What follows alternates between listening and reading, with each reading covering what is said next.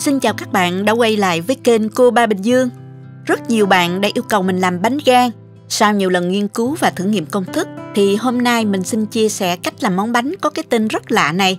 Làm xong mới hiểu tại sao các bạn lại thích nó nhiều như vậy. Sự kết hợp của hoa hồi và các nguyên liệu hơi lạ, tưởng không ngon nhưng thành quả lại ngon không tưởng luôn. Hương vị vô cùng hấp dẫn, mùi thơm hòa quyện của cacao, hoa hồi, đường thốt nốt. Vị mềm béo của nước cốt dừa như tan ra trong miệng khi nếm vào, rất ấn tượng luôn các bạn. Nào chúng ta cùng vào bếp làm thử ngay nha. Chắc chắn các bạn sẽ không thất vọng đâu. Mời các bạn tham khảo những nguyên liệu cần có trước khi bắt tay vào làm. Tất cả những dụng cụ nấu ăn và nguyên liệu mình có để link tham khảo dưới phần mô tả của video.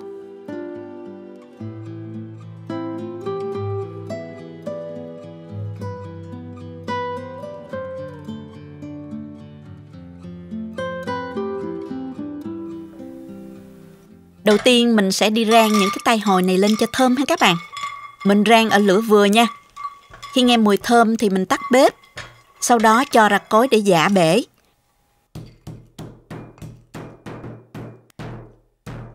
Mình giã sơ thành từng miếng nhỏ như thế này. Không cần phải giã quá nhuyễn nha các bạn. Tiếp theo thì mình pha bột cacao. Cho 500ml nước ấm vào bột cho dễ tan nè. Mình sử dụng cacao nguyên chất, như vậy bánh sẽ ngon hơn nha.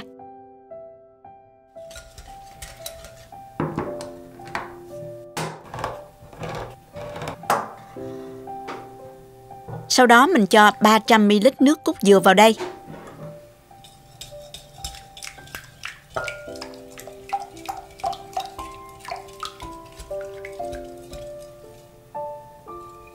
Cho thêm 100g sữa đặc, khuấy đều lên.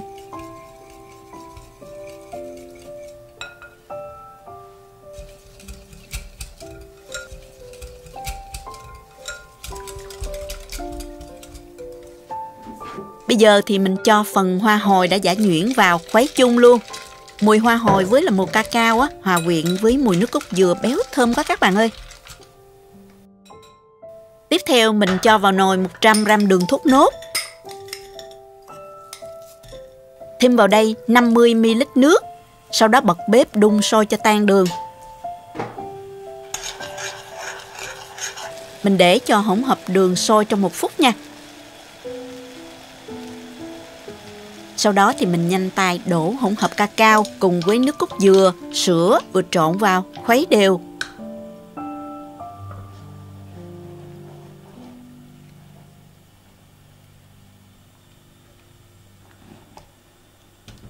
Tiếp tục mình đun cho đến khi hỗn hợp nó sôi nhẹ lăn tăn thì mình tắt bếp ngay nha các bạn.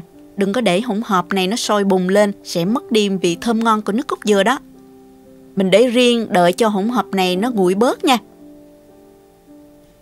Bây giờ thì mình đi đánh trứng nè. Cho vào tô 5 cái trứng. Các bạn thường nói là dùng trứng vịt nó sẽ ngon hơn là trứng gà. Nhưng ở đây mình chỉ có trứng gà thôi các bạn. Mình thấy hương vị cũng rất là ngon, không ảnh hưởng nhiều đâu.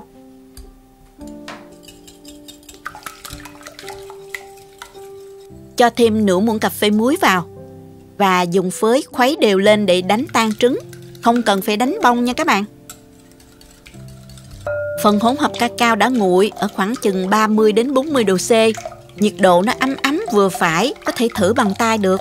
Mình cho ngay hỗn hợp cacao vào trứng, khuấy đều lên cho nó hòa quyện với nhau ha.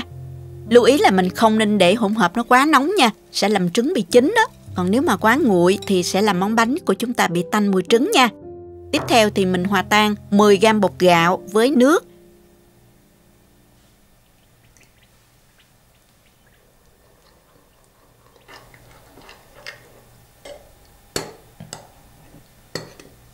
Sau đó cho vào hỗn hợp luôn.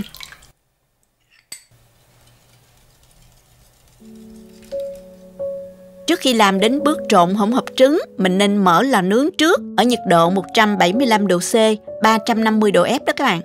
Làm nóng lò ít nhất là 10 phút nha. Chuẩn bị một cái khuôn. Ở đây mình có khuôn 7 inch khoảng 18cm đó các bạn. Cho một lượng dầu ăn vừa đủ, quét đều lên đáy khuôn để chống dính. Các bạn có thể thêm một lớp giấy nến để lót. Khi lấy bánh ra sẽ dễ dàng hơn đó. Cho khuôn vào lò, làm nóng khuôn ít nhất là 10 phút trước khi nướng nha. Việc này rất là quan trọng để tạo rễ tre cho bánh và để bánh được chín đều nữa, giống như mình làm nóng khuôn bánh bò trước khi đổ bột vào đó các bạn. Khi mình đã chuẩn bị khuôn xong thì bước cuối cùng mình sẽ trộn baking powder vào nha. Ở đây mình dùng 5g bột nở. Nếu bạn dùng muối nở là baking soda đó thì mình dùng 3g thôi nha. Sau khi đã khuấy đều thì mình cho hỗn hợp lượt qua rây để loại bỏ phần hoa hồi nha. Mình chỉ lấy phần hương thôi, còn phần xác thì mình bỏ đi ha. Lượt vào trong cốc có phễu rót như vậy cho dễ ha các bạn. Lưu ý là sau khi trộn bột nở hay là muối nở đó, mình nên đi nướng ngay, tránh để lâu sẽ mất tác dụng của bột nở hoặc muối nở nha. Mình để khuôn trong lò, kéo nhẹ nó ra rồi đổ ngay hỗn hợp vừa trộn lúc nãy vào khuôn. Khi mà khuôn nóng lên đổ vào mình nghe tiếng xèo là đạt nha các bạn. Sau đó thì mình nướng ở nhiệt độ 350 độ F là 175 độ C trong vòng 60 phút nha các bạn. Đây là một chiếc bánh khác mình đã thử nướng bằng nồi chiên không dầu ở nhiệt độ 345 độ F trong thời gian 50 phút. Mình thử bánh đã chín chưa bằng cách là xăm một cây que vào trong bánh. Thấy que sạch như thế này là bánh đã chín rồi đó các bạn. Thơm quá luôn các bạn ơi. Sau khi nướng xong thì mình lấy bánh ra để nguội bớt.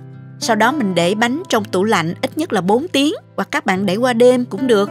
Khi bánh đặt lại rồi mình mới thưởng thức nha. Mặt bánh phồng lên, sau đó xẹp xuống như thế này là bình thường đó. Không ảnh hưởng đến chất lượng bánh nha các bạn. Bánh của mình đã để trong tủ lạnh được 4 tiếng. Bây giờ mình gỡ khuôn ra nè và mình cắt ra để thưởng thức nha.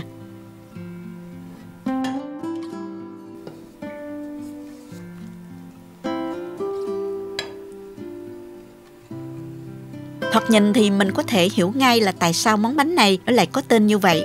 Rất là giống gan heo phải không các bạn?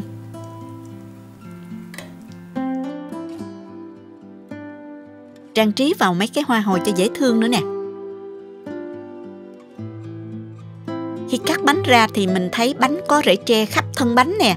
Ở những vị trí có rễ tre đó, mình thấy có mật tươm ra rất là ngon luôn.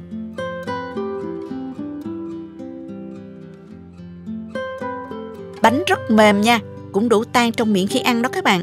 Tuy không mềm núng nính như là bánh blanc, kết cấu bánh vững hơn. Khi nếm vào thì cảm nhận đầu tiên là rất là thơm. Sự kết hợp tuyệt vời của mùi cacao, hoa hồi và nước cốt dừa rất là đặc trưng luôn. Bánh có vị béo thơm của nước cốt dừa, tuy có trứng nhưng không hề tanh mùi trứng chút nào nha các bạn. Bánh gan quả là một món bánh ngon, hương vị vô cùng ấn tượng. Chúc các bạn làm thành công với bánh gan này nha. Nhớ comment kết quả cho mình biết với nha các bạn. Nếu thích cách mình làm, nhớ chia sẻ cho bạn bè cùng xem. Đăng ký kênh và nhấn vào biểu tượng cái chuông để nhận được những thông báo sớm nhất khi mình có video nấu ăn mới.